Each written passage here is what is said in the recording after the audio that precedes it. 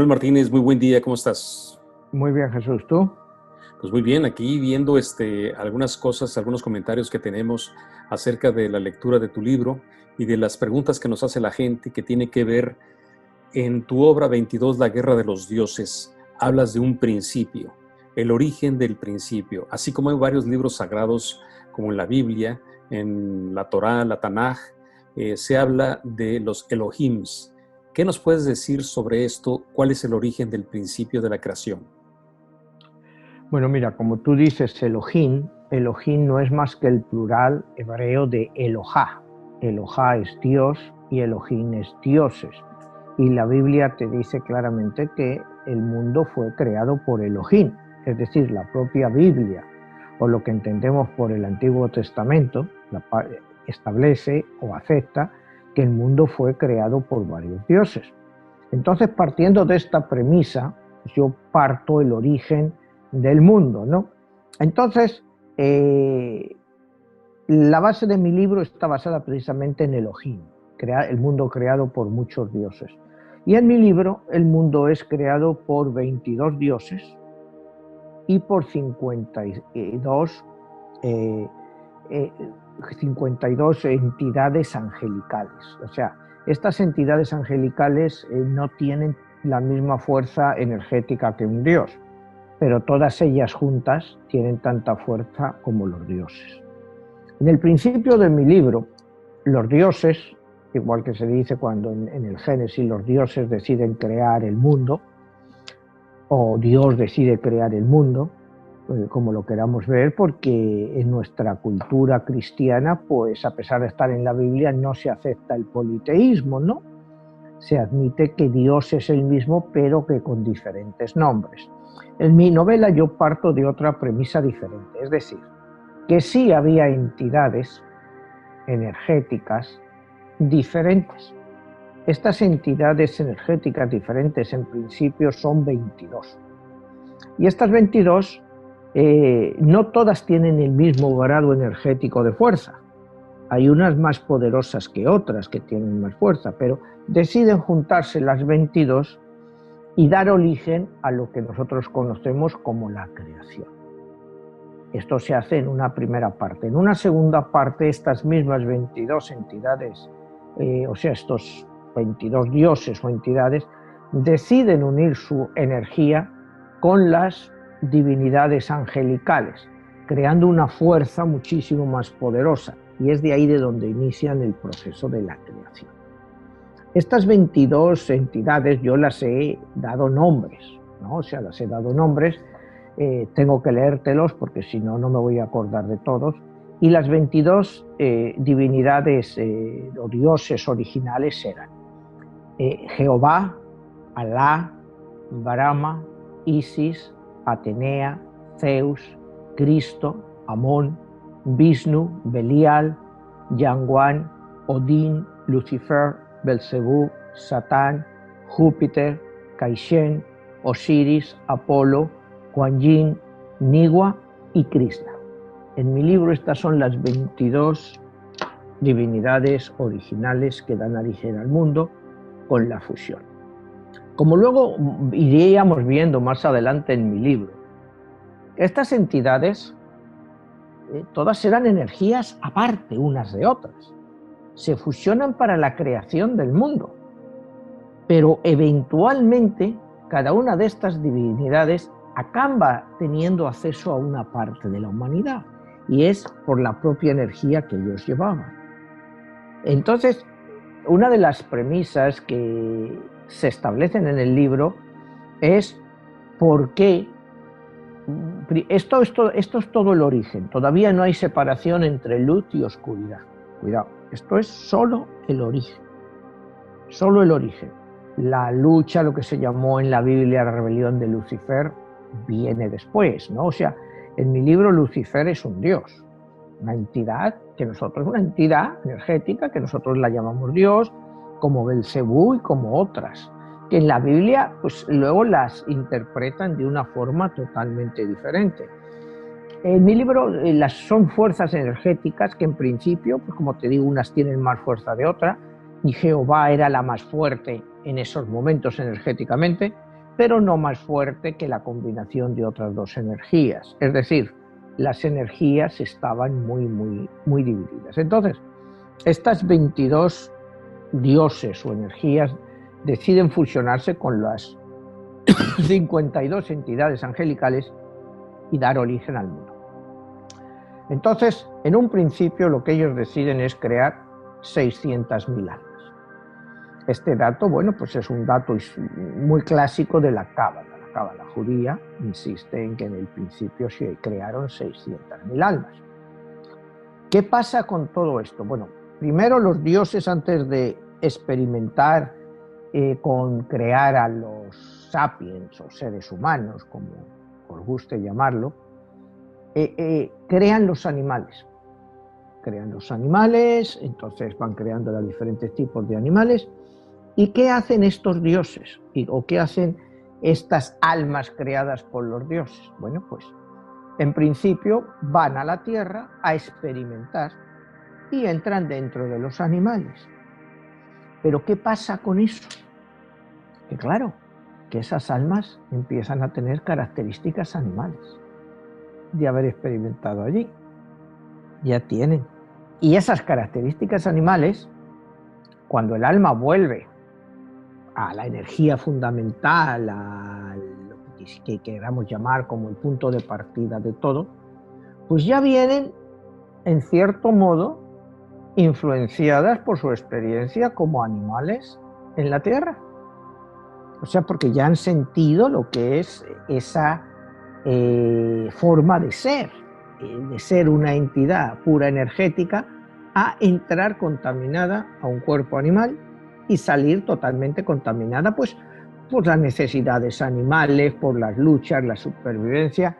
Quieras que no, poco a poco, esas almas, que son almas de dioses, cuidado, porque son los dioses. Cuando hablamos de que es un alma divina, es que es la energía de los dioses dividida. Empieza cuando vuelve, pues ya vuelve que no es energía tan pura como la que salió originalmente. En la fase siguiente, los dioses pues deciden crear a lo que llamamos, unos los llaman seres humanos, otros los llaman sapiens, un poco lo que somos ahora y lo que hemos evolucionado. Cada vez que esas almas van entrando en un cuerpo mortal, esas almas cuando vuelven al foco original, a la luz, como quieras llamar, ya vuelven corruptas. O sea, vuelven corruptas por el hecho de las experiencias que han tenido. Porque los dioses nunca habían experimentado nada, en el sentido como nosotros lo entendemos. Los dioses no habían enfrentado ni dolor, ni muerte, ni pena, ni tristeza, ni falta de dinero. O sea, eran energías, no necesitaban nada.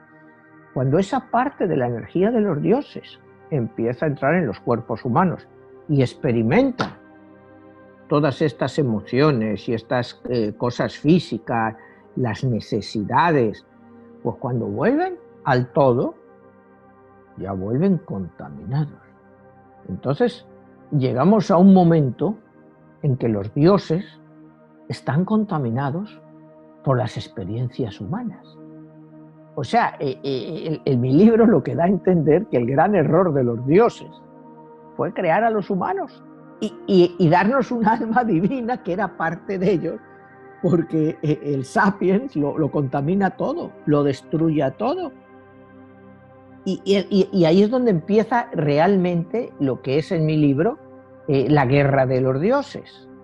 Hay dioses que llegan totalmente contaminados, o sea, de la parte pequeña de su alma que ha estado en la tierra, pues está ya totalmente corrompida, ha pasado por 1000 necesidades, ha visto el dolor, ha visto la muerte, algunas sí han experimentado la felicidad, pero de una forma u otra ya están ligados a lo terrenal. Los dioses se acaban de hacer humanos, ese es el concepto de mi libro. Los dioses se hacen humanos y empiezan a pensar y sentir como los humanos. Y claro, ese es el gran problema.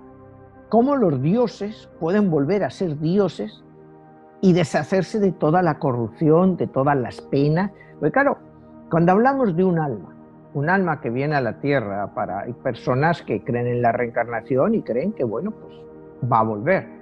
Hay otras personas que creen en el cielo y en el infierno, ¿no? Pues que han hecho mucho mal, van a ir al infierno, otros creen que van a ir al paraíso, pero ya estamos contaminados.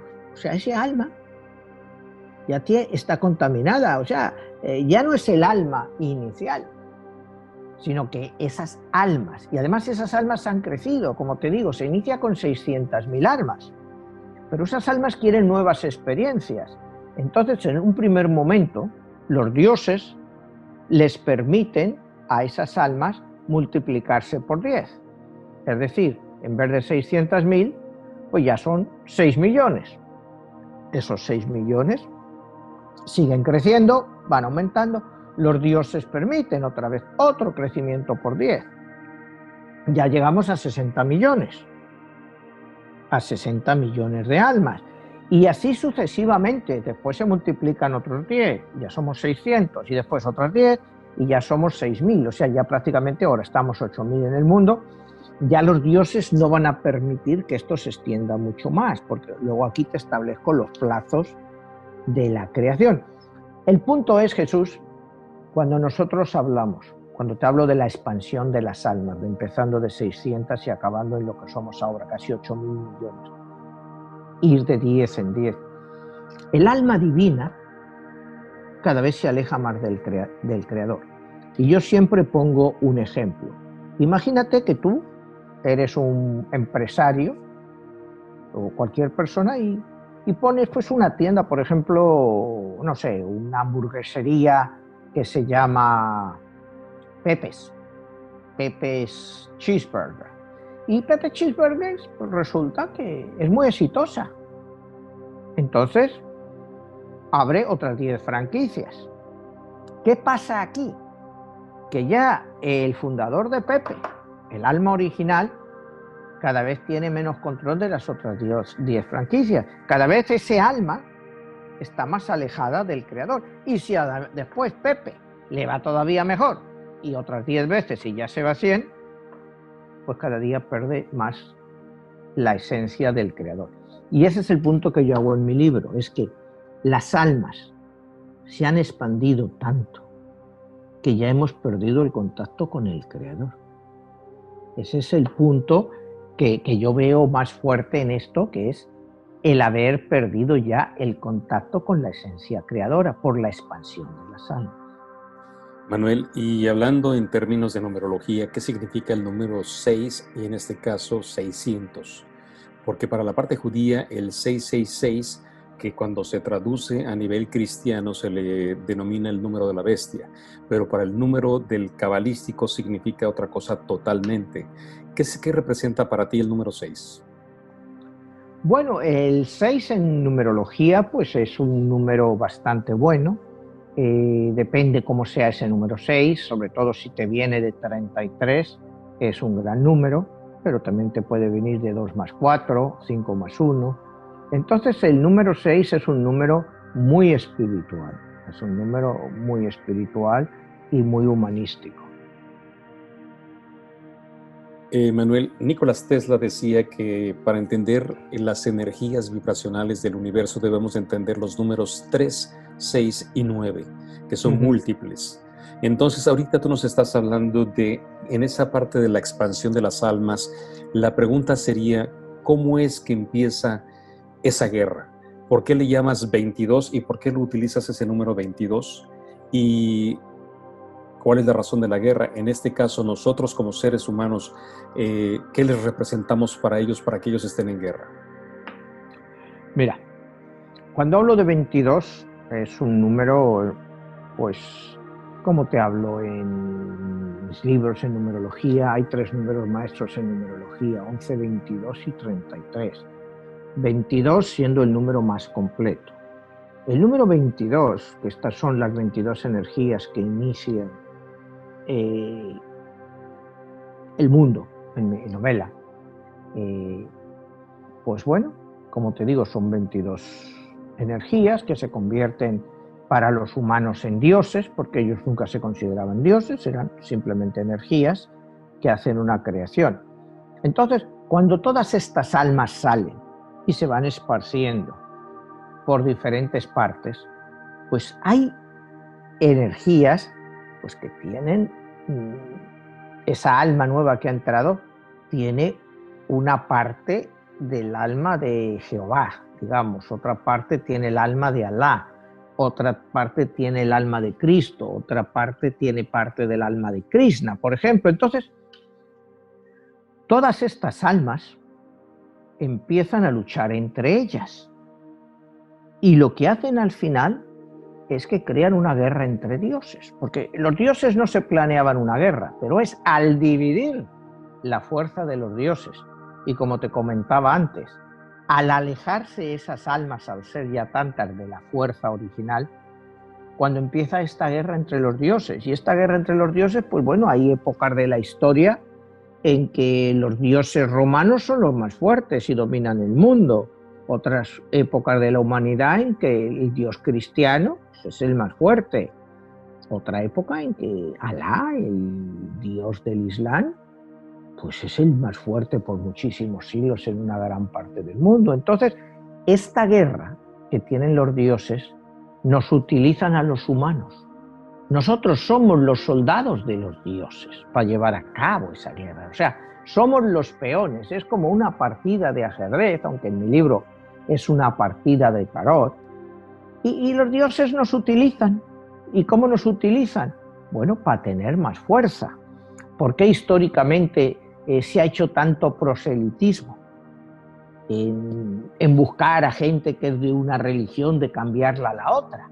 ¿Cuál es la razón de eso? Si tú eres cristiano, pues ¿por qué quieres convertir a un musulmán? ¿A ti qué más te da? O si eres cristiano, ¿por qué quieres convertir a un judío al cristianismo? O si eres hindú, ¿por qué quieres? Los islamistas, cuando llegaron a la India, quisieron convertirles al Islam. Entonces, esa es la influencia de los dioses. Esa parte de ese alma que llevamos, de ese Dios determinado, trata de que su Dios sea el Dios más poderoso. ¿Y cuál es el Dios más poderoso? Pues el que más número de almas tiene en esta guerra entre dioses. O sea, un Dios que tiene, por ejemplo, el Dios de los cristianos, bueno, pues tienes casi 2.000 millones de seguidores en el mundo de una población de 8.000. Pues es un Dios extremadamente poderoso y lo demuestra. Mira los países cristianos, lo fuertes que son, tanto económica como militarmente, porque, claro, los dioses usan la fuerza militar de los hombres, porque somos sus soldados. Entonces, mira al Dios del Islam. El Islam pues, ya tiene pues, 1.500 millones, 1.600 millones de seguidores en el mundo. En un momento dado va a superar en fuerza al Dios cristiano. Y otros dioses, bueno, pues se han quedado relegados. Mira, Jehová se ha quedado con 16, 17 millones de judíos que hay en el mundo, ¿no? O sea, cada dios va teniendo sus áreas de influencia.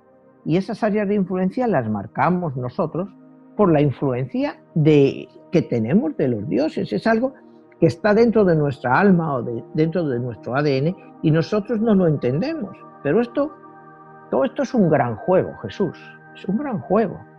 Y los dioses pues están jugando con nosotros a ver al final quién es el más poderoso, porque los dioses ya no son dioses en el sentido clásico de la palabra.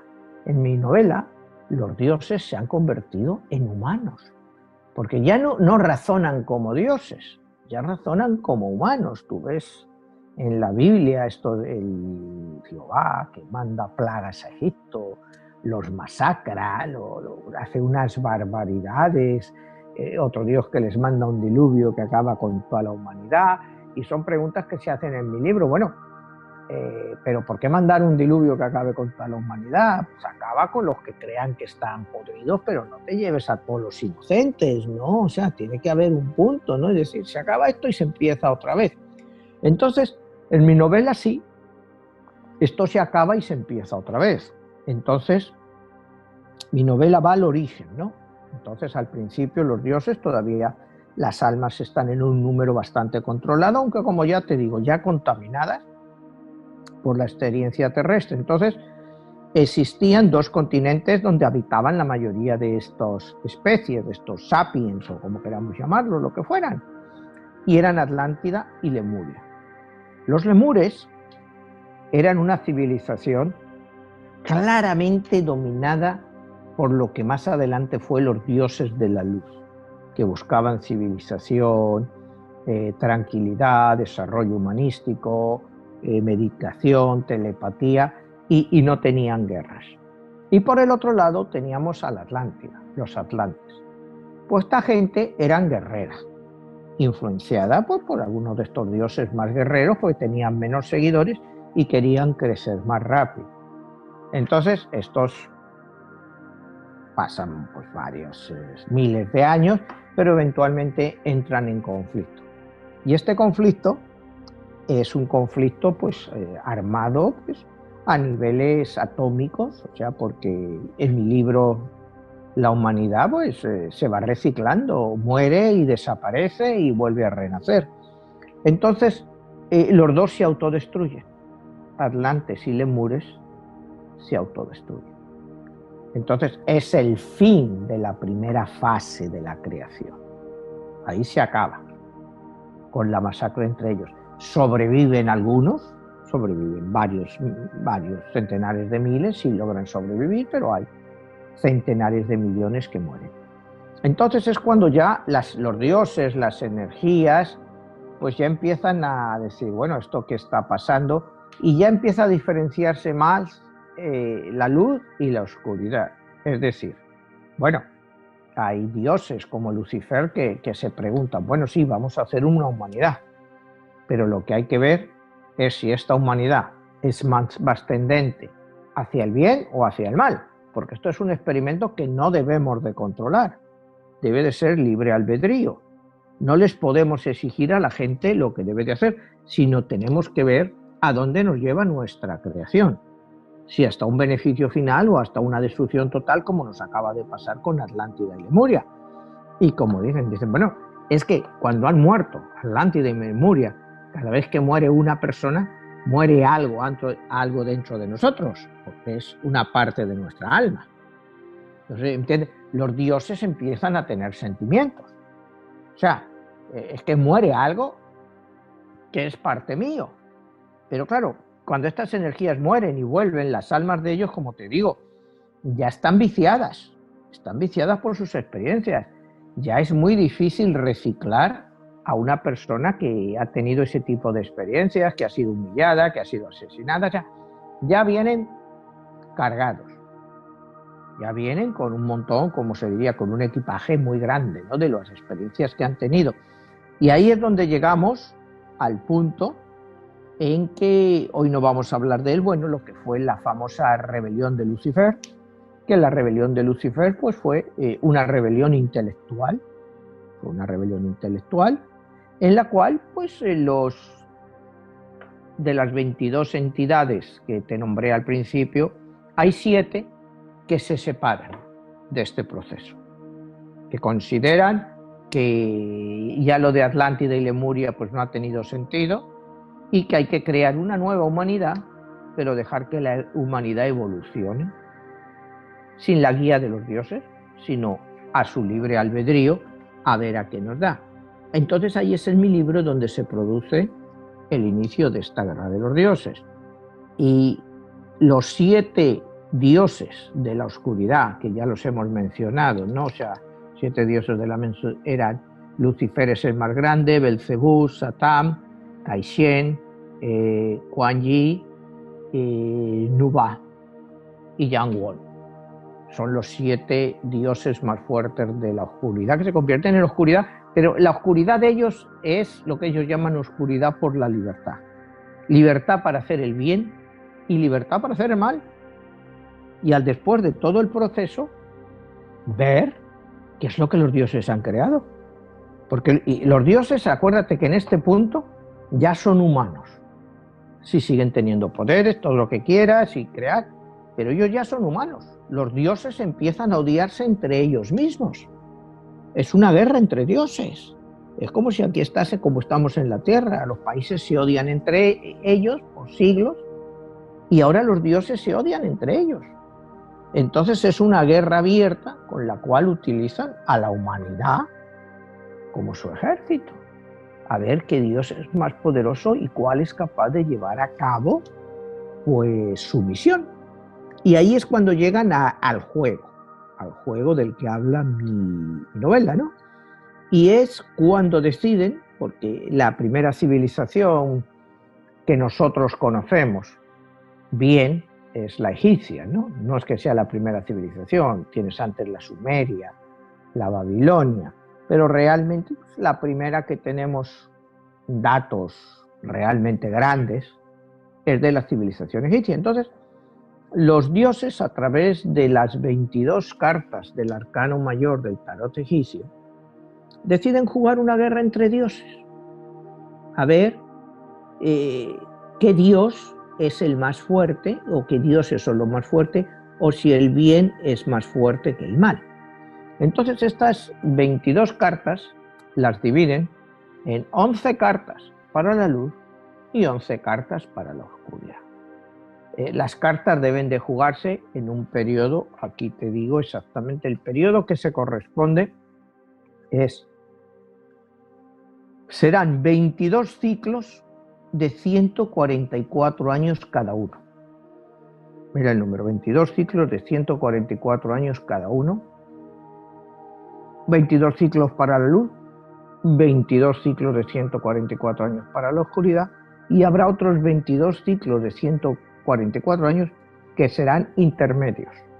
Es decir, ni para la luz ni para la oscuridad, será lo que dude. Esto nos da un... Sí. Perdón, Manuel, nada más ahí la pregunta sería, ¿qué significado tiene el 144? Porque ya ves que están hasta el 144,000 serán los escogidos, y ese es múltiple de ¿qué? Porque sería 72 más 72, que sería la mitad 144. de 144. Y sí, es el nombre de Dios, 72. Bueno, los nombres de Dios. Los nombres de Dios, ¿no? El número 144 pues es un número místico, por eso se escoge en este juego. Se escogen los periodos de 144 años, que siempre equivalen a 5. O sea, depende cómo tú lo mires, ¿no? Porque es 4 más 1, 5, 5 menos 4, o sea, es poder jugar. Pero siempre es un número 9. 9, que significa inicio y fin de ciclo. Por eso se coge el 144, 1 más 4, 5, 5 más 4, 9. Pero ya tienes el 1 y el 9. Por eso es que se va a hacer todo un ciclo completo en los 144 años, utilizando 22 ciclos, que son los 22 dioses.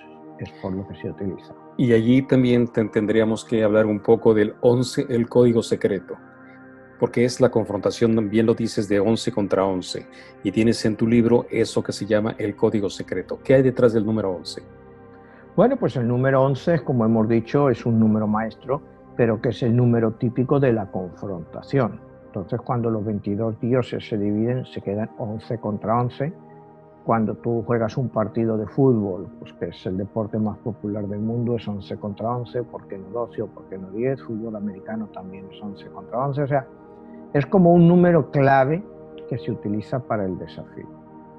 Pero volviendo a los ciclos que te decía, 22 ciclos de 144 años, sumado los ciclos de la luz, los ciclos de la oscuridad y los ciclos de no intromisión, nos da un total de 6.336 años, que si lo condensaras te daría el 666, 6.336. Si juntas los 2 3 del centro, sería 666, y sumado sería lo mismo que los 3 6, que serían 19. Es por lo que en la Biblia te hablan del 666 como la bestia, o como ya lo hemos hablado el otro día de Hitler, pero es el entendimiento de los números, depende cómo tú lo quieras interpretar. Entonces, basado en esta premisa de 6.336 años, ¿me entiendes? Yo parto del hecho que esta guerra empieza hace 4.000 años aproximadamente. Hace 4.000 años. Entonces ahora estamos en el año 2021, pues que esto debe de llevarnos hasta el año 2336, aproximadamente. Lo que es todo este juego en el mundo debe de durar hasta el año 2336. ¿Y por qué esa fecha? Pues porque es la fecha que yo, según mis cálculos, pude hacer, con lo que hice, se supone que es cuando la guerra entre los dioses empieza, que fue aproximadamente hace 6.000 años, 4.000 en el pasado, 2.000 en esta época, más 21 que llevamos, hasta que llegué a los 336, en el 2336, toda esta guerra, o el mundo tal y como lo conocemos, pues se acabará. Puede la gente pensar, bueno, está muy lejos, pero bueno, hace 1.000 años también estaba muy lejos todo, ¿no? Y es lo que yo calculo que queda, según mi libro, de vida en esta tierra, ¿no? Hasta pues que acabemos con todo, acabemos unos con otros. Puede haber, los últimos periodos pueden ser los peores. Yo creo que ya estamos empezando a ver pues muchas cosas que nos van acercando al fin, pero el fin no está a la vuelta de la esquina, ¿no? Según mi libro está pues todavía a 330 años. Entonces vamos a ir viendo pues la evolución de esta guerra.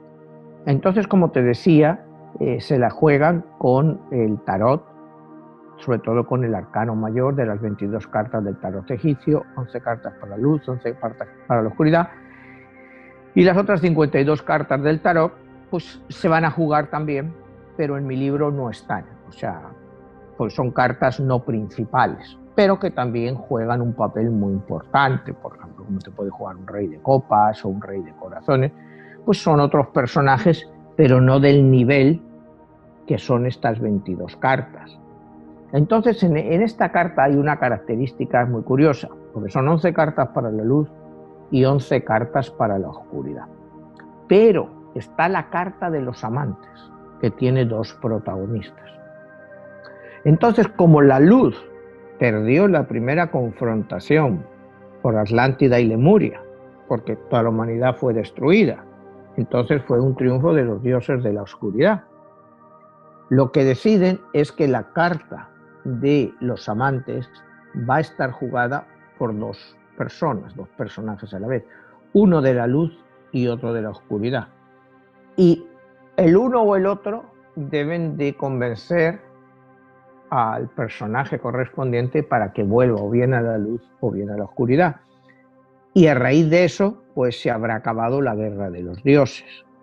Y se sabrá si la humanidad es más proclive hacia el bien y a la humanidad, y con el fin de quizá volver a empezar otra vez, pero acabaría con la destrucción de muchos dioses. Los dioses perdedores, al grado de odio que han llegado los dioses entre sí, no habría perdedores. Los perdedores serían destruidos. Y es lo que nosotros vemos pues en los libros sagrados, todo esto, que el infierno, el castigo eterno, el castigo maldito, ¿no? Y cuando en mi libro analizas estas cosas, pues claro, es muy difícil, como dicen los hindús, ¿cómo puedes juzgar a una persona por una sola vida? O sea, es muy difícil. Si tú has nacido pobre en la Ciudad de México, en un barrio empobrecido, ¿qué expectativas de progreso tienes en esa vida? Ya, ¿qué expectativas? Te pongo un ejemplo en México, te puedo hablar de Nicaragua, o te puedo hablar de Managua, o en un suburbio de Madrid, o aquí en Overtown, en Miami.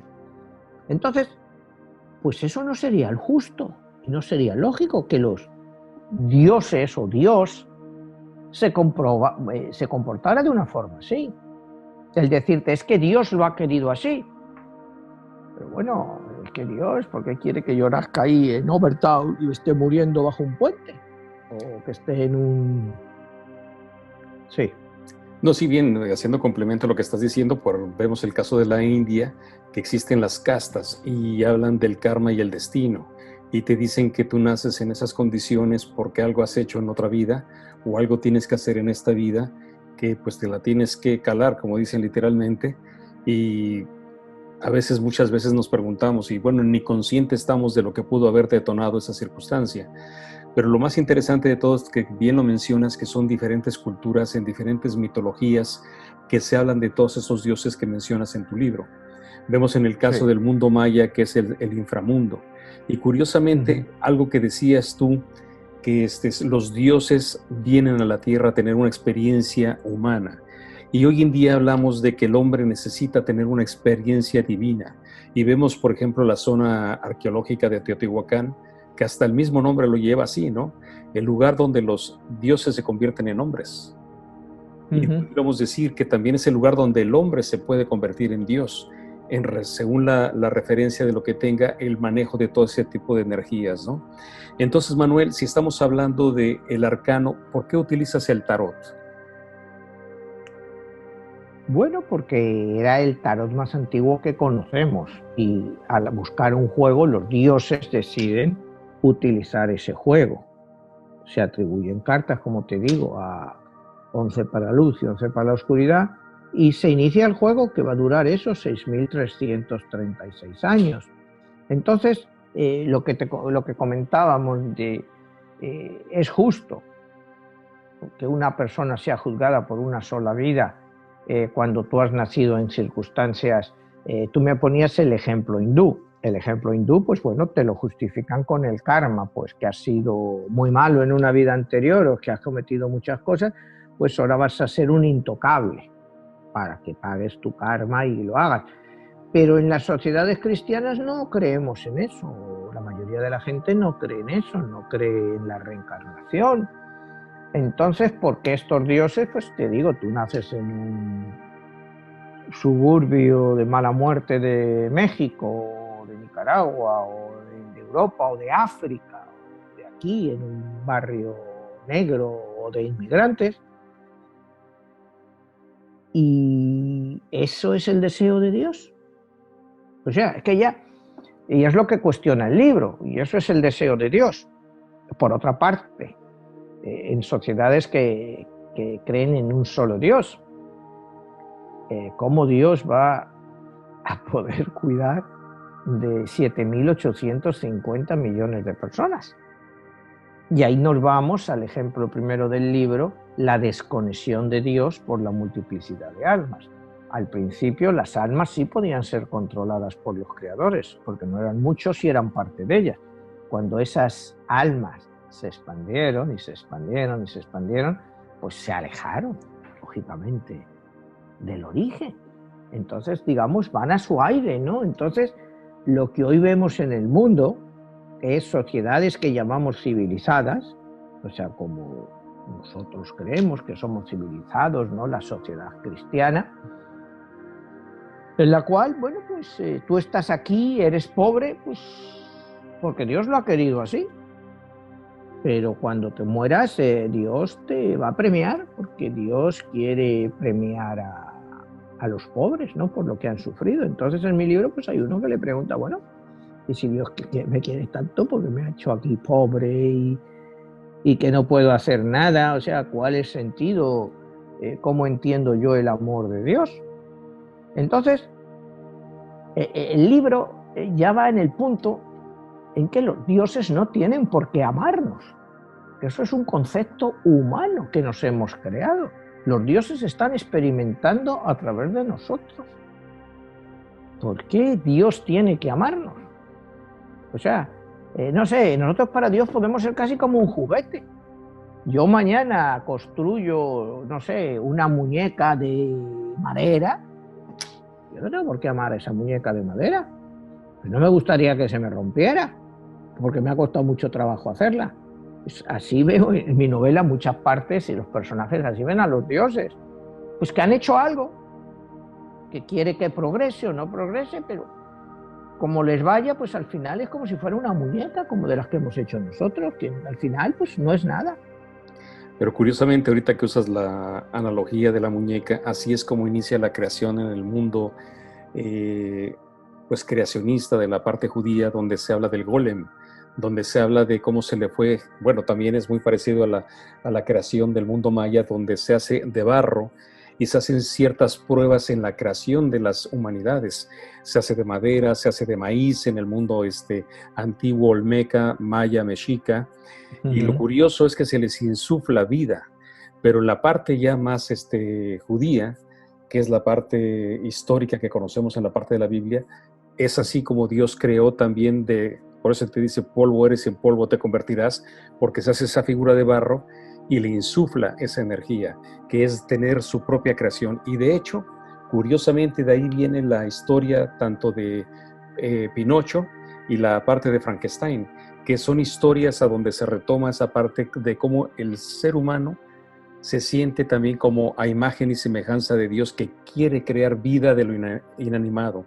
Entonces hoy en día nos encontramos con que pues todas esas historias parecieran ser pues solamente historias y fábulas, pero el ser humano está entrando en la manipulación genética, en la parte creacionista, que bien lo hemos hablado en otros programas, y cómo estamos hasta haciendo clonación de los animales y hasta del mismo ser humano. ¿Qué tanto nosotros nos estamos convirtiendo o nos queremos convertir en dioses? Bueno, sí, técnicamente nuestra alma es parte de un dios, o sea, siempre se nos ha dicho que sois dioses. Tú te lees la Biblia y dices, sois dioses porque sois imagen y parte de semejanza, Dios. ¿no? Y a su imagen y semejanza, ¿no? Entonces, pues nosotros querer convertirnos en dioses, pues ¿por qué no? Oye, no sé, el último libro de Harari, el de Homo Deus o 21 lecciones para el siglo XXI, te dice que el hombre va a ser, en 100 años, amortal. Amortal. No inmortal, amortal. ¿Cuál es la gran diferencia? Que un inmortal, en teoría, nunca muere por nada. Una mortal puede vivirte 500, 600, 800 años si la medicina se ha desarrollado ya hasta el punto de que no envejezca, todas las enfermedades estén controladas. Tú puedes vivir eternamente, 600, 700 años. Claro, si tienes un accidente y te matas, ya no eres inmortal, por eso eres amortal. Pero que no vamos a morir por enfermedades, no vamos a morir por vejez, porque todo eso va a estar controlado. Entonces, el punto que desarrolla Harari en su libro, pues es un punto muy válido. ¿Va a ser tan rápido como en 100 años? Pues no lo sé, pero te vuelvo a decir lo mismo, no va a llegar a todas las partes del mundo. El mundo cada vez va a estar más dividido, va a haber países quizá en que viva esa gente, van a tener 500 años y van a parecer que tienen 40. ¿Me entiendes? Y se van a cuidar tanto de no utilizar un coche, de tener algo, de no poder tener un accidente, que, bueno, pues se tendrá que cambiar el modelo económico, porque si no, imagínate quién puede subsidiar a personas que tengan 400 años y tener que seguirles pagando pensión. Entonces el mundo va a entrar en una época de contradicciones y siempre en el fondo va a estar Dios. Si tú eres capaz de controlar la muerte, como tú dices, con toda la nueva genética, y vivir 400 años, bueno, entonces ¿quién va a creer en Dios? Por eso el libro se llama Homo Deus, el de Harari, el hombre Dios, o sea, porque tú ya vas a ser Dios. O sea, en el momento en que tú puedes controlar todo eso, pues ya eres Dios. O sea, todos nuestros conceptos clásicos sobre Dios, sobre la creación, pues se acabarán, pero al final yo sigo creyendo pues que estos dioses fueron el origen, aunque nosotros vivamos 400 años, porque esos dioses se han convertido en nosotros, en parte de nosotros. Entonces ellos pues extienden su vida y su evolución y su influencia a través nuestra, o sea, ¿cuáles son las guerras más perniciosas que ha habido en la historia de la humanidad? Todas son guerras religiosas, todas religiosas. O sea, cuando llega, por ejemplo, en Europa, lo que se llamó la guerra, bueno, lo que fue la guerra de las religiones de 1617 a 1647, pues se mató tanta gente en esa guerra, que no, y estás hablando del siglo XVII, que nunca se volvió a matar tanta gente hasta la Primera Guerra Mundial. Pasaron 4 siglos. Y antes no había ametralladoras, no había eso, pues se mataban a machetazos, algún tiro de esos de... Y eran guerras sangrientas. Y todas eran guerras religiosas. Cuando el Islam llega, en el 622, la gira con Mahoma y empieza la expansión musulmana, pues todo lo conquistan a base de guerras y a base de luchar por su Dios, los cristianos lo mismo, siempre enfrentando a los dioses. Los hindús, pues fueron un país relativamente pacífico, pero llegaron los musulmanes y se metieron en guerras continuadas también, y hasta habían seguido. Acuérdate cuando fue la separación de la India y Pakistán, bueno, que fue un conflicto totalmente religioso, ¿no? Se separó una parte que era musulmana, mayoritariamente, de la otra hindú. Entonces esa es los dioses contra los dioses. Manuel, ahí la pregunta será, ¿no será que detrás de cada guerra es donde está el alimento de los dioses? Que tiene que ver toda, pues están desde el dolor, el sufrimiento, la confrontación, la ira, y a final de cuentas lo que queda es la sangre derramada. Y esa sangre que a través de la historia ha sido el alimento de los dioses.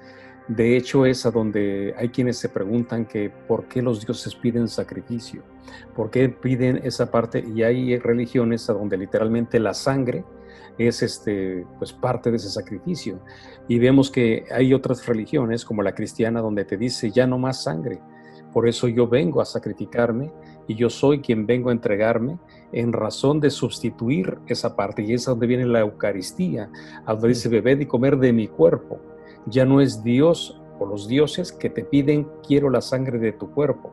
Y entonces quizás hay un tema que vamos a desarrollar en otro programa que sería muy interesante, que sería el alimento de los dioses. ¿Qué tanto el sacrificio que tiene que ver nuestra energía? Y por qué eso que mencionas tú, imagínate, ¿por qué la humanidad ha estado en guerra constantemente y qué es lo que ganamos o perdemos en esa parte? Pues mira, en la guerra pues todo el mundo sale perdiendo, eso está claro, porque la guerra te genera muertos. Pero pierdes te la vida, genera, ¿no? Y pierdes tu energía. Pierdes todo. Claro, pero lo que tú estás hablando de la sangre, pues como tú has dicho, históricamente casi todas las civilizaciones, hasta que llegó el cristianismo, realmente pedían sangre. Era sangre que el alimento de los dioses.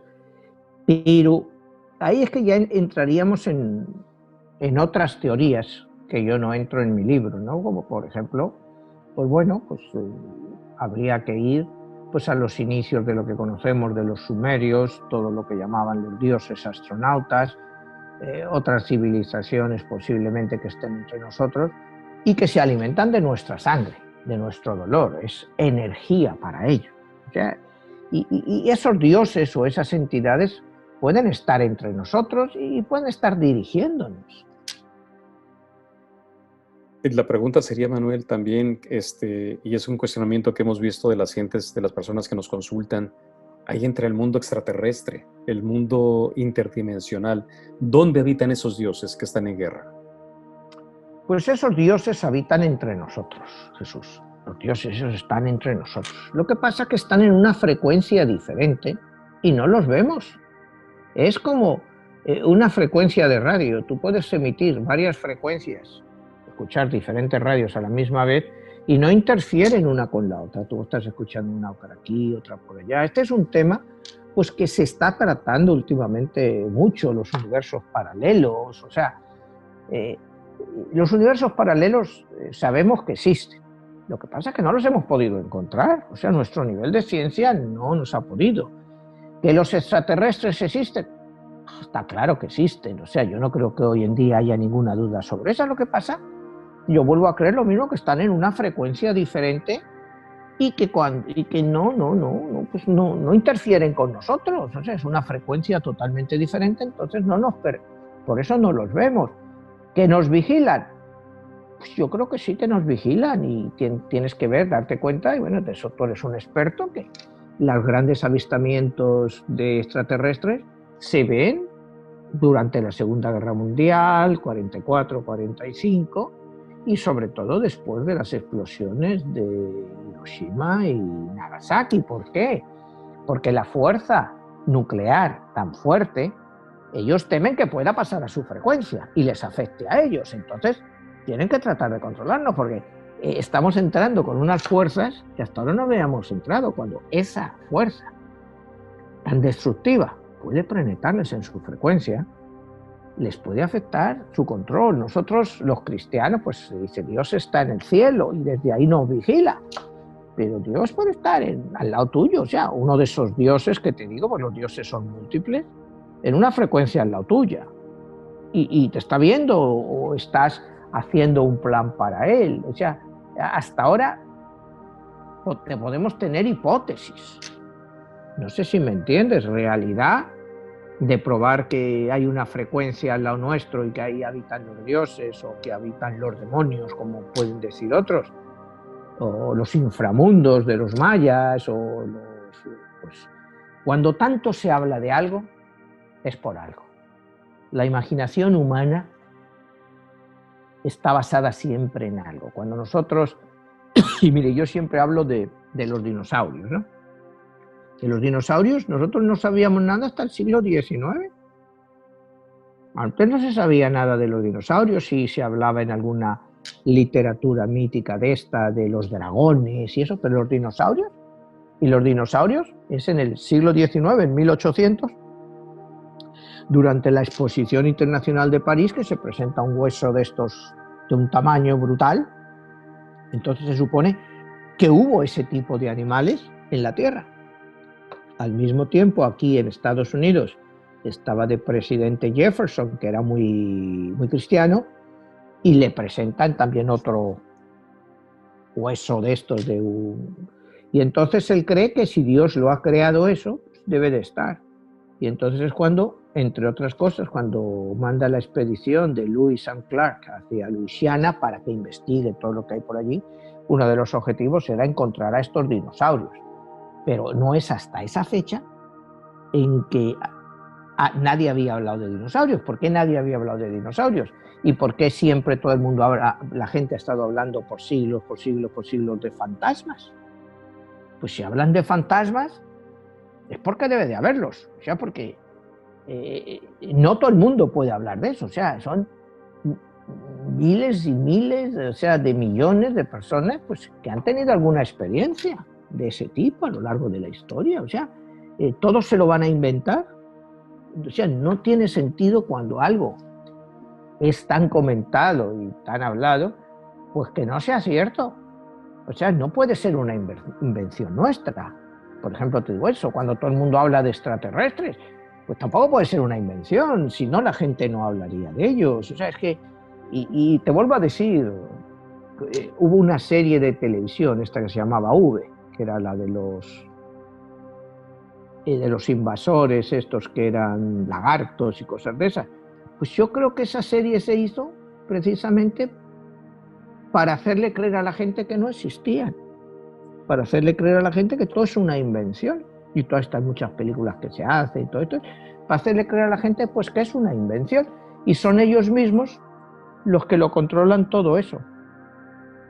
Pues ahí está la pregunta, Manuel, porque ¿quién nos controla? Y dentro de esta guerra que tienes bien en tu libro, finalmente, ¿cuál va a ser nuestra experiencia como almas y hacia dónde vamos? Y para solamente acotar un dato más, curiosamente, ¿en cuántas culturas se habla del diluvio universal? Desde la parte sumeria, la parte de Noé, la parte judeocristiana, pero también lo vemos aquí en las culturas antiguas. Se habla en la parte peruana de los incas o preincas, se habla en las partes mayas, azteca, olmeca, y pues son testimonios, ¿no?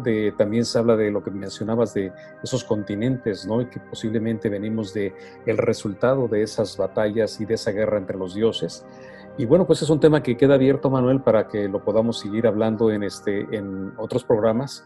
Y a manera de conclusión, en tu libro viene una segunda parte de 22, la guerra de los dioses. ¿Qué podemos esperar en tu novela? Bueno, pues la segunda parte va a ser la continuación y al final la conclusión de la Carta de los Amantes, ¿no? El libro ese pues saldrá en un año o algo así, creo que ya lo tendré listo la segunda parte. Ahora pues lo que estoy dedicándome pues es a la promoción esta de la primera parte. ¿Qué más haría falta mencionar sobre este libro y que podamos dejar pendiente para otros programas? Bueno, pues iremos analizando una vez más todos los personajes que hemos visto. Hemos visto a Cristo, hemos visto a Pitágoras, hemos visto a Hitler. Pues iremos analizando todas las cartas que han jugado en este libro, o bien a favor de la luz o a favor de la oscuridad. Manuel, ¿es la religión el campo de batalla de la guerra dentro de estos dioses? En mi libro sí, es una gran parte, son las religiones. Porque las religiones históricamente es lo que ha separado a la humanidad. El creer, y todo el mundo cree que su Dios es superior. Pero ya históricamente, que si Júpiter, que si Neptuno, todos, los únicos que eran serios sobre esto eran los romanos, ¿no? Los romanos tenían bastantes dioses en su panteón, pero cada vez que iban conquistando un nuevo pueblo, pues admitían los dioses de este pueblo en el panteón, no los rechazaban como hacían otros, ¿no? Los romanos pues los iban admitiendo dentro de su panteón, porque entendían que la religión era muy peligrosa. Entonces ellos sí eran inteligentes, decía, bueno, pues ahora que tú tienes a Consen, bueno, pues Consen es, que tú quieres en Shiva, bueno, pues Shiva, para acá. O sea, no se andaban con muchas historias como posteriormente la historia, después de los romanos, nos ha demostrado cuando llegó el cristianismo, pues que era puro proselitismo, no, yo tomo Constantinopla, pues ya Constantinopla no es cristiana, ahora Constantinopla es musulmana. Entraban los musulmanes en España en 711, pues el cristianismo desaparecía. Una gran parte de España era musulmana. Llegaban los reyes cristianos en la Reconquista y otra vez todos tenían que hacerse cristianos. No sé si me entiendes. Los dioses, la guerra esta entre dioses, pues es eso, es una guerra entre dioses y la base de los dioses pues es la propia religión que ellos imponen a su pueblo. Pues excelente, Manuel. Pues sin duda nos dejas con muchas reflexiones y la invitación a leer tu libro y estar pendientes con los próximos temas de los programas. Y pues nada, te agradezco muchísimo por esta oportunidad. Gracias, Jesús. Hasta la semana que viene. Hasta la próxima.